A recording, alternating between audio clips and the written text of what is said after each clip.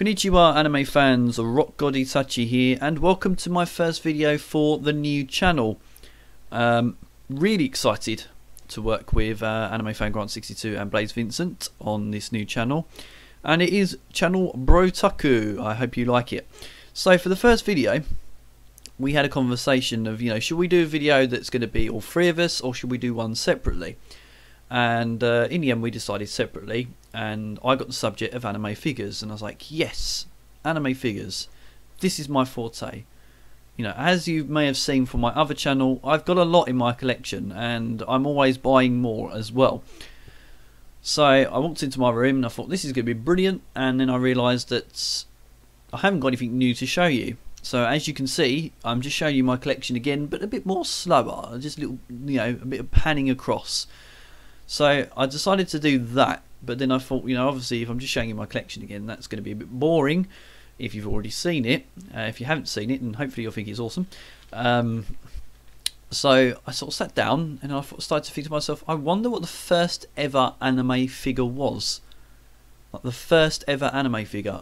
So I went online and went onto Google and looked through Wikipedia and just tried to find the first ever anime figure. Is it in a museum? How much is it if I wanted to buy it? And unfortunately couldn't find anything on it, but I did find how figures began, and I thought, brilliant, that would be perfect, because this is a new channel, it's the first video, why not have a look at how it all began with anime figures. So here we go. It started in 1980 in Japan, where these Japanese markets were selling things called garage kits, and these were either anime characters or superheroes, and they were created by these guys called skilled modelers in their garages. And these kits were a lot like Airfix kits. Now if you've ever heard of them, like you get an aeroplane or a battleship, anything like that, and you basically take it home, paint it, put it all together, and that's exactly what these garage kits were like. And what these skilled modelers would do is they would have their own prototype that they've made with either polyester clay, putty or silicone rubber mold, and then they would mold all of it into a synthetic resin, and then you would have like these pieces of figures and put them together, and these sold really well on the Japanese markets.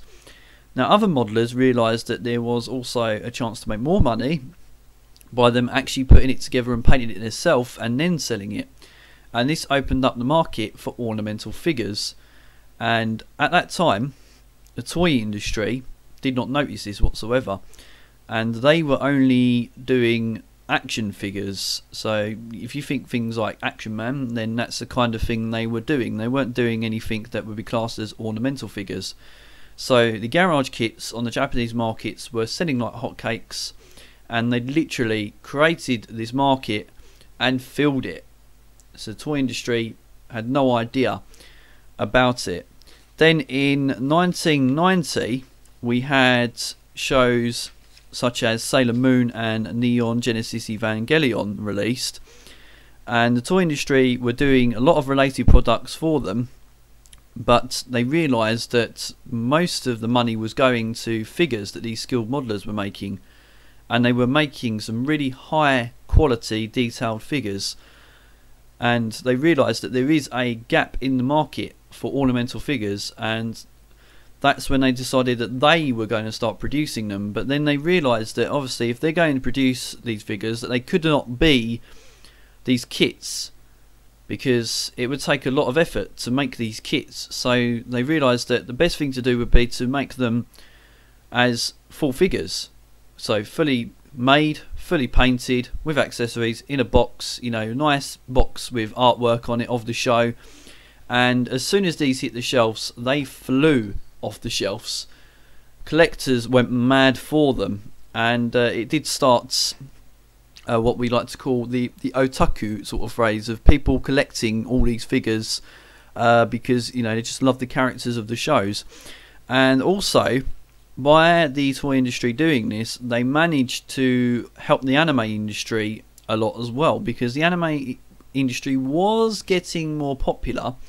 I mean, obviously from the releases of Sailor Moon and Neon Genesis Evangelion, you can tell that at that time things were really cooking up nicely as it was in the anime industry. But the fact that these figures come along and that we could buy these now and they were fully painted and everything, and they were really good prices as well.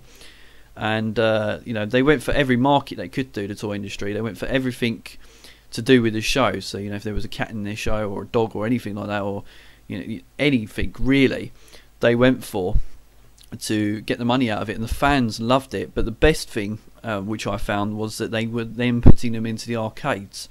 Now, this is usual now over in Japan. If you go over to the arcades in Japan, they are absolutely full of machines where you can win figures. I mean, you'll see in my collection that I won the Eva figures, I won the K-On! U figure, and, you know, these figures are high quality figures. These are, like, if you look on eBay, they're going to cost you at least 60 to 70 quid. And yeah, they put these kind of figures in the arcades, and people were winning these, and they were going home and, you know, oh, I don't know this figure, I'm going to see what the show's about, and then watch the show, buy more merchandise, you know, buy it when it came out on a format that they could own. And it really did help the anime industry boom. And that's exactly what happened. And you know, that's just really exciting stuff to me. The fact that it's gone from this one guy's garage all the way into this massive industry, it's mind-blowing. It really is. And of course, once the toy industry started to make figures, they actually cornered the market, practically took all the garage kits out completely. You can still get hold of them, but they are going to be very, very expensive. But the other figures from the toy industry, you can get loads of them. I mean, I'm talking sort of figures like by Bandai. You know, they were huge at that time. And now we have actual companies that only produce figures as well, like Kaido and Max Factory and Banpresto. You know, so the industry is definitely thriving. Now, that was what I found, but also I wanted to know, you know, what else do they do? What other figures do they do, and what's the most popular? So the other categories of figures that you can now get in Japan include obviously anime characters, superheroes. You can get robots, you can get cartoon characters, TV show characters, and film characters. But you can also get like film scenes with the characters in there as well, and the TV scenes with the scenes with the characters in there as well. And also, even if you want, the actual figures of the actors or actresses as well.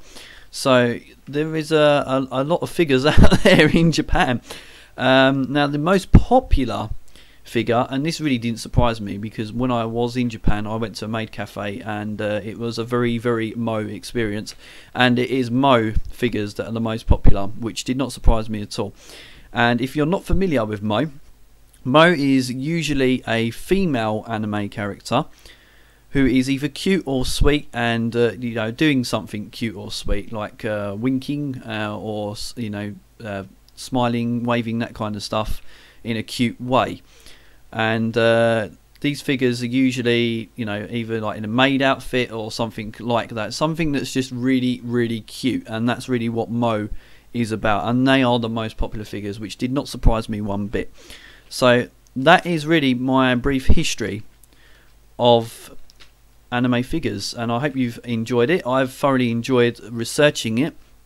And if you did enjoy it, then please subscribe to channel Bro-Taku and give the video a like. And I've been Rock God Itachi saying thanks for watching. Sayonara.